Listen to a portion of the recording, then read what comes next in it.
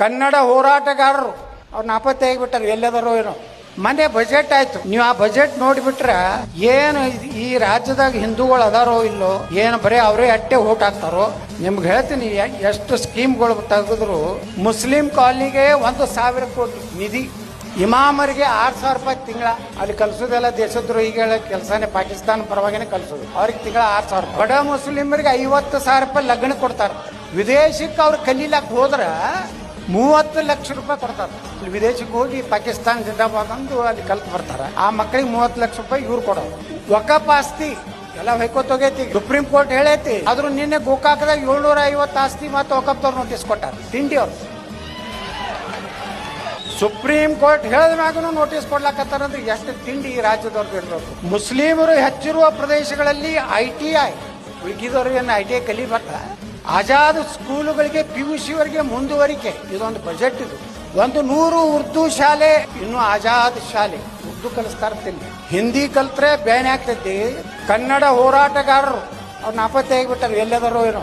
Muslim ಯುವಕರಿಗೆ startup ಮಾಡ್ಲಾಕ 3 ಲಕ್ಷ ರೂಪಾಯಿ. ಮದ್ರಸಾಗಳಿಗೆ ಕಂಪ್ಯೂಟರ್ ಅಲ್ಲಿ ಏನ್ ಕಲಿಸ್ತಾರ ಮದ್ರಸಾದಾಗ? ನಮ್ಮ ದೇಶದಾಗ ಬಾಂಬ್ ಹಾಕ್ರಿ, ಲವ್ ಜಿಹಾದ್ ಮಾಡ್ರಿ. ಆದಷ್ಟು ಬೇಗನೆ 2047 ಭಾರತವನ್ನ ಇಸ್ಲಾಂ ರಾಷ್ಟ್ರ ಮಾಡಿ ಕಲಿಸೋರಿಗೆ ಎದೇನೋ ಕಂಪ್ಯೂಟರ್ ಆನ್ಲೈನ್ದಾಗೆಲ್ಲ ಬಾಂಬ್ ತಯಾರು ಮಾಡೋದು ಎಲ್ಲ ಕಲಿಬೇಕಲ್ಲ ಮಕ್ಕಳು. ಅದಕ್ಕೆ ಪಾಪ ನಮ್ಮ ಸಿದ್ದರಾಮಯ್ಯನವರು ಅವರಿಗೆ ಕಂಪ್ಯೂಟರ್ ಕೊಡ್ಲಾಕತ್ತ. ಅಲ್ಲಿ ಮುಸ್ಲಿಂ ಮಕ್ಕಳಿಗೆ ವೃತ್ತಿಪರ ತರಬೇತಿ ಶಿಬಿರ.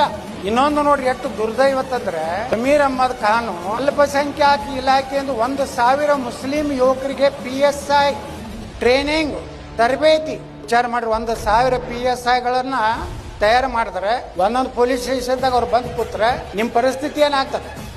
KPSC ಅಂತ ರೊಕ್ಕದ ಮ್ಯಾಗ ಆಗ್ತದ ನೌಕರಿ. ಈಗ ಏನು PSI ಹಗರಣ ಆಯ್ತಲ್ಲ ಈ ರಾಜ್ಯದಾಗ, ಅವ್ರೇನು ಕ್ವಶನ್ ಪೇಪರ್ ಔಟ್ ಮಾಡ್ತಾರ. 1000 ಮಂದಿ PSI ಸೆಲೆಕ್ಷನ್ ಆಗ್ತದ.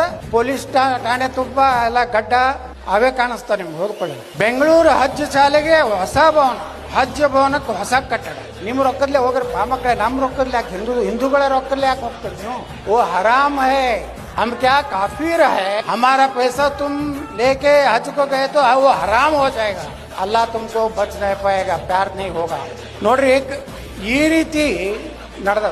ನೀವು ಒಬ್ಬರಿಗೆ ಕೇಳ್ತೀರ, ಪ್ರಶ್ನೆ ಮಾಡ್ಬೇಕಲ್ಲ. ಇಷ್ಟೆಲ್ಲ ನೀವು ಸ್ಕೀಮ್ ಕೊಟ್ರಿ, ಇವತ್ತು ಹಿಂದುಳಿದವ್ರಿಗೆ ಏನ್ ಕೊಟ್ರಪ್ಪ, ದಲಿತರಿಗೆ ಏನ್ ಕೊಟ್ರಪ್ಪ, ಅವ್ರಿಗೇನು PSI ಸೆಲೆಕ್ಷನ್ ಸಲುವಾಗಿ ಟ್ರೈನಿಂಗ್ ಕೊಟ್ರೆ, ಅವ್ರಿಗೇನು ನಿರುದ್ಯೋಗ ದಲಿತ ಮಕ್ಕಳಿಗೆ ಇವತ್ತು 3 ಲಕ್ಷ ರೂಪಾಯಿ ಕೊಟ್ರೆ. CBSC ಸ್ಕೂಲ್ ಮಾಡ್ತಾರೆ 100, ಅವ್ರು ಅಷ್ಟೇ ಮಂದಿ ಕಲಿಬೇಕತ್ತ. ಯಾವುದೇ ಒಂದು ಹಾಸ್ಟೆಲ್ ಮಾಡಿದ್ರೆ ಎಲ್ಲ ಮಕ್ಕಳು ಒಂದೇ ಹಾಸ್ಟೆಲ್ನಾಗ ಇರುವಂತ ನೀವು ಸಮಾನತೆ ತಂದ್ರೆ ಅವ್ರನ್ನ ಸಪ್ರೇಟ್ ಇಟ್ಟು ಅವ್ರ ಓಟು